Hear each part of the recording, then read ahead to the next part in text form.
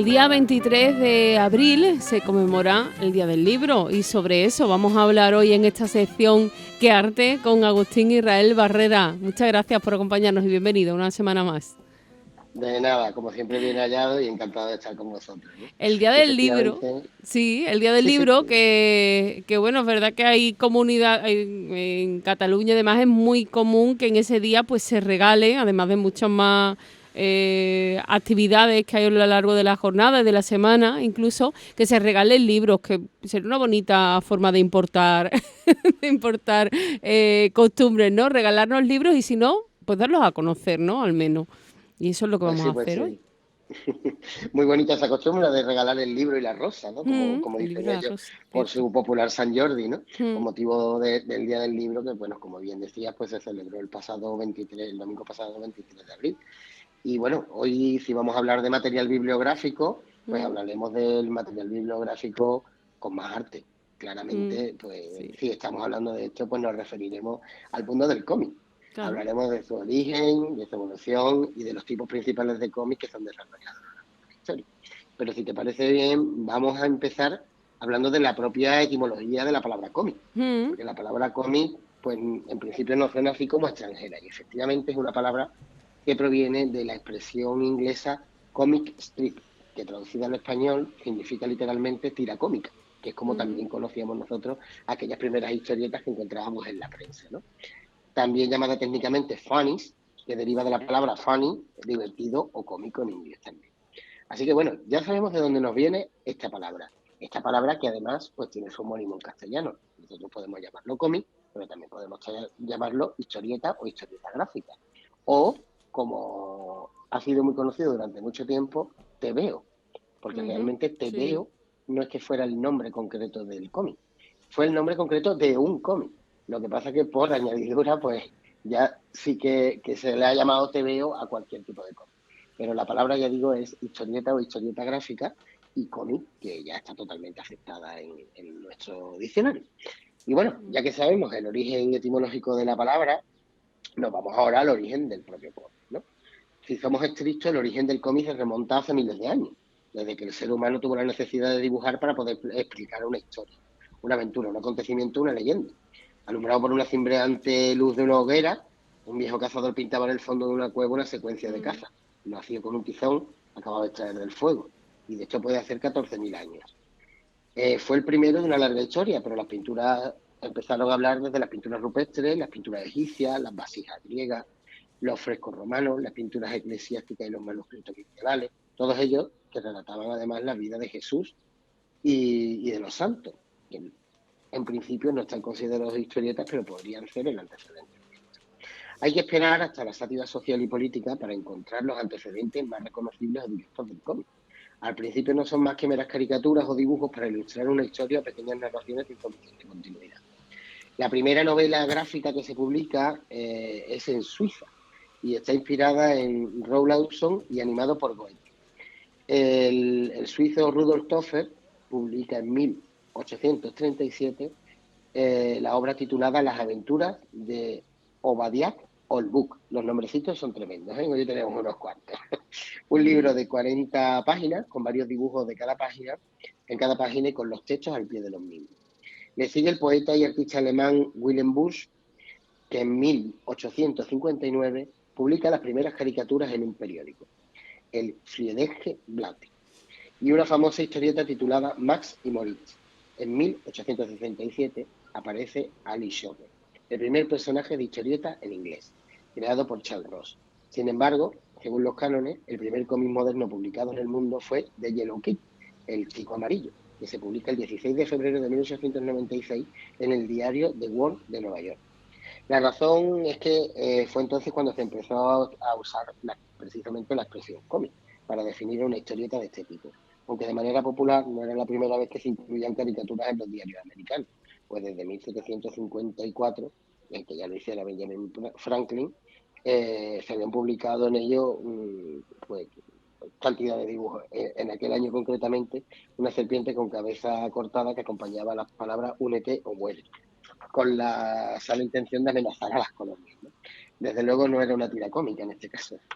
El 12 de diciembre de 1897, el alemán afincado en Estados Unidos, Rudolf Dirk, publica en el New York Journal la que se considera la primera historieta publicada en forma de tira cómic, ¿vale? De Kraxayammer Kitsch. Los nombres son tremendos, pero menos mal que se tiene traducción en castellano. Sí. Pim pam pum. Bastante más sencillito. Sí. sobre, sobre dos pillastres y su propia madre, ¿no?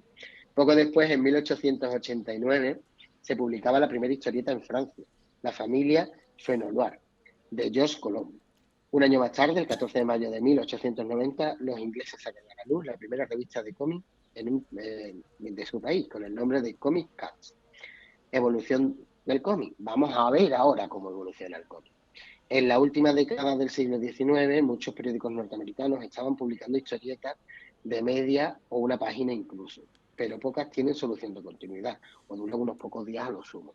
Se considera que Mutt at Jeff, cuya publicación se inicia el 15 de noviembre de 1907, es la primera tira cómica de la historia del cómic publicada a diario con un éxito relevante, que le permitió una continuidad hasta 1982. O sea, estamos hablando de 75 años de continuidad. La tira empezó llamándose solo Amut y se publicaba en las páginas deportivas, pero el alto y espigado Mut encuentra al rechoncho Jeff el 27 de marzo de 1908 y se produce el flechazo inmediatamente. Ambos pasan a formar parte de la plantilla del San Francisco Examiner, uno de los periódicos de Radolhead.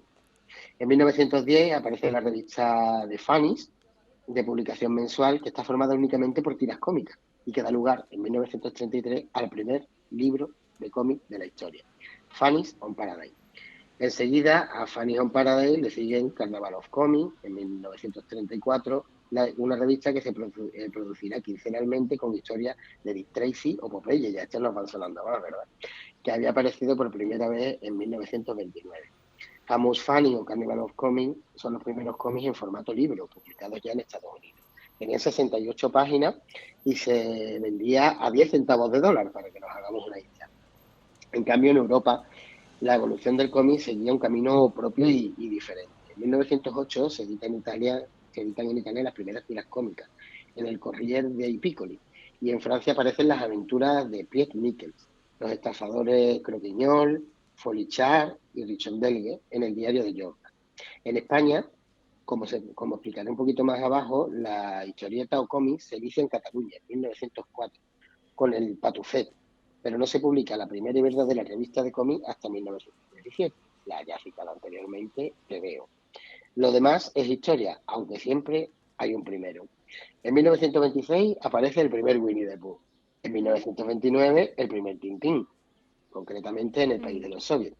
En 1929 también aparece Tarzán de los monos. En el 30, Mickey Mouse. En el 33, el primer cómic en formato moderno, Funny of Paradise, del que ya hablábamos anteriormente. Y Century of Comics, con más de 100 páginas de historieta.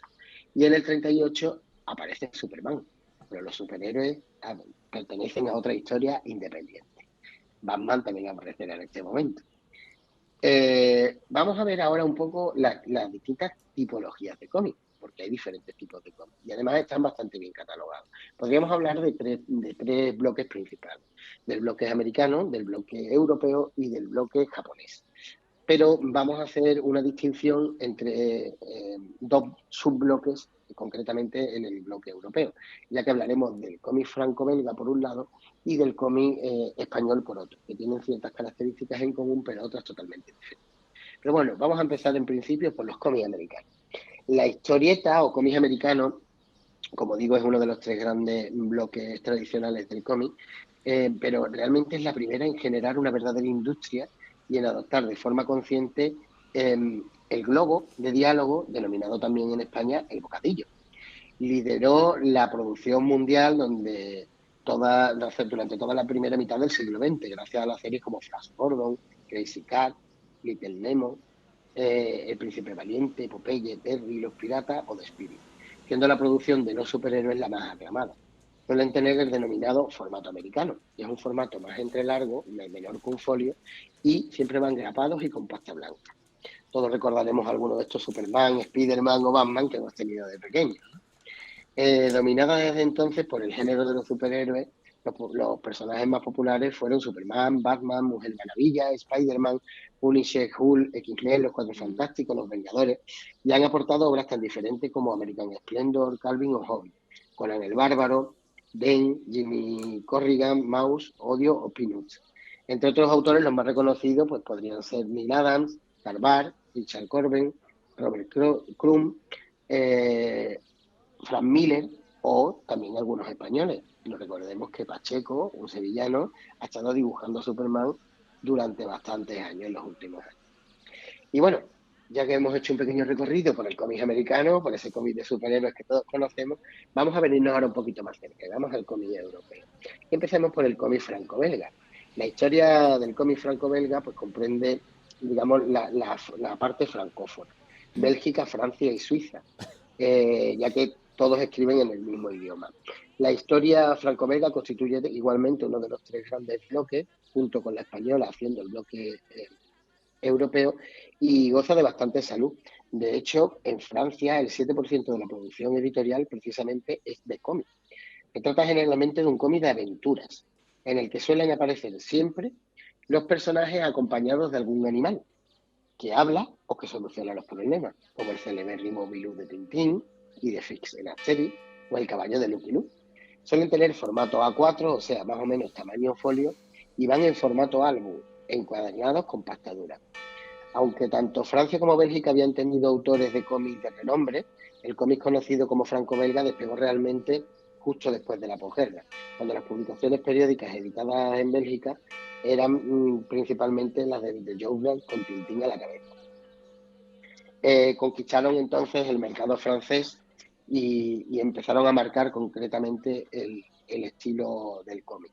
De entre todos ellos, pues lógicamente es muy destacable las aventuras de Tintín y las aventuras de Jo, Sete y Yoko, todos ellos del Jet, Tomás el Gafe, de Franklin, Asterix, de Goscinny y Uderzo, o Lucky Luke, de Morri y Gozzi, y por supuesto los Pitufos, tampoco los olvidemos que también son de Sí. este periodo.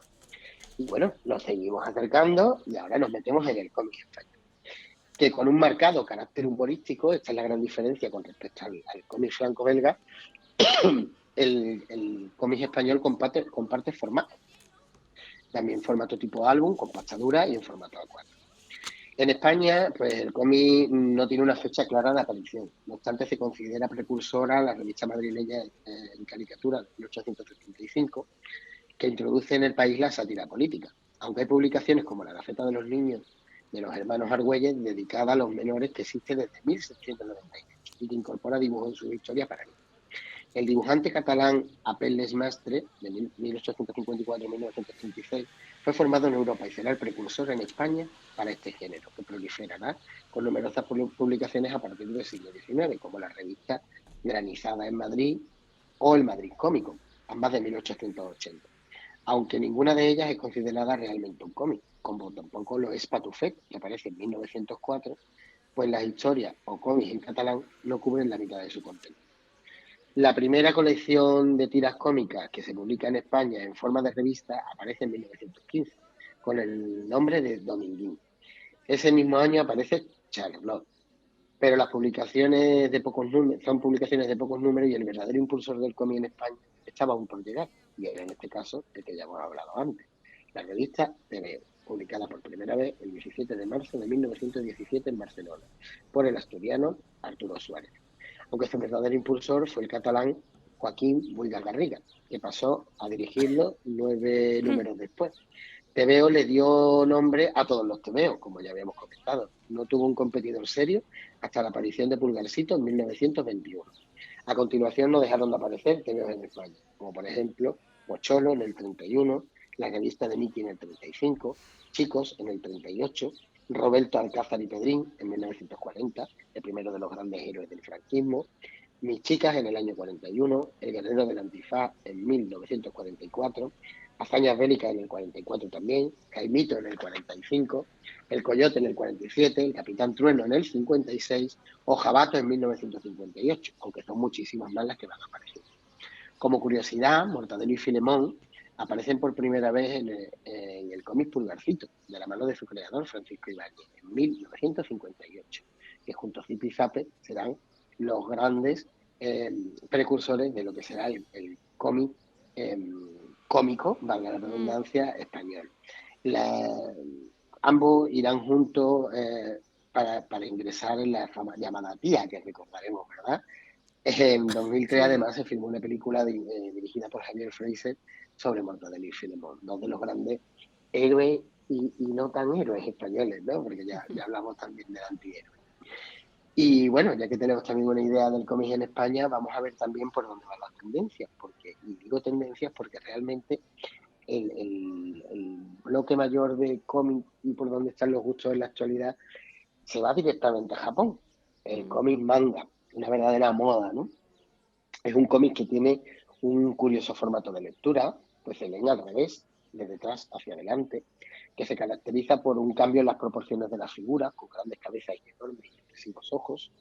El manga japonés constituye pues, uno de los grandes bloques, igualmente, junto con el estadounidense y el europeo. Abarca una extensa variedad de géneros y llega a públicos muy diversos. En 1988, gracias al éxito de la versión cinematográfica de Akira, basada en el manga homónimo, del dibujante Katsuhiro Otomo, que se publica en 1982 en la revista Jump Magazine. Este será el gran precursor del manga, que comenzó a aumentar de forma explosiva. El gran éxito de esta película en Occidente venía precedido por la tradición en aumento de emitir anime japonés. El anime es la versión animada del manga, o sea, los dibujos hechos a partir del manga. En las cadenas de televisión europea y estadounidense. Ya en los años 60, Osamu Tezuka había vendido los derechos de emisión de su primer Astro Boy, que también recordaremos todos, a la cadena estadounidense NBC, consiguiendo un éxito notable entre la audiencia infantil. Posteriormente le sucedieron series de animación como Mazinger Z, Kenneth Mazinger o Green Diesel, siendo esta última un estallido mediático en Francia, donde se les reconoce como Golobar, pero cambiaron el nombre. Todas ellas se basaban en las historietas del manga Go Nagai. Actualmente pues, es uno de los grandes magnates del imperio de distribución editorial en Japón. Desde la década de los 80 empezaron a destacarse series de otra índole, como de Super Dimension, Macros, y por supuesto no podemos olvidar tampoco lo que supusieron otras series como Dragon Ball o Doctor Stone. Ambas caracterizadas por un humor picante, irreverente y absurdo, aunque la primera, Dragon Ball, se caracterizaba más por su contenido de acción que por su contenido de humor, aunque nace con esta intención. Este fenómeno fue más marcado en España, donde Dragon Ball vendió tantos ejemplares que se considera la historia de origen extranjero más vendida en nuestro país. El éxito de las producciones de anime de principios de los años 90 derivó en una fiebre editorial entre 1993 y 1995, que llenó las librerías especializadas de todo tipo de manga y que aún podemos mantener muy actualizadas, ya que a día de hoy hay un gran boom del manga y el anime en España. Y bueno, estos son los grandes bloques del cómic. Y como digo, grandes bloques. Luego tenemos 1000 cómics independientes y estaremos echando de menos muchos de los títulos que todos hemos leído. Porque aquí no hemos hablado, por ejemplo, de uno de los grandes cómics independientes, La Falda, o de Snoopy, o de muchas de las tiras cómicas que hemos leído desde pequeños. Son cómics que tienen otra procedencia, que no están en un marcado grupo característico, sino que son totalmente independientes. Algunos muy irreverentes y otros todo lo contrario, pero siempre cómicos, con cierta sutileza, pero también con su sátira y aportando su propio grano de arena. O sea que, aparte de estos tipos, hay 1000 historias que contar y 1000 historias que nos han contado. Y 1000 historias que descubrir abriendo libros y dejándonos sorprender también por el mundo del cómic, que no está en malos tiempos, ¿eh? Está totalmente en boga. El mundo del cómic, sí. Está de actualidad. Y tan de actualidad Totalmente, que Agustín nos tiene que dejar por el mundo del cómic, que ya se nos echa la hora encima. Pues sí, la verdad es que sí. Hoy me toca también presentar mi pequeña aportación, ¿no? Mi propio superhéroe. Tu propio superhéroe. Bozano, algún día nos tendrás que hablar de largo y tendido, ¿eh? De ese superhéroe. Pues nada, cuando queráis os presento al Capitán Nazaret. Encantados estaremos de conocerla. Agustín, muchísimas gracias por acompañarnos. Un abrazo. Muchísimas gracias a ustedes, como siempre.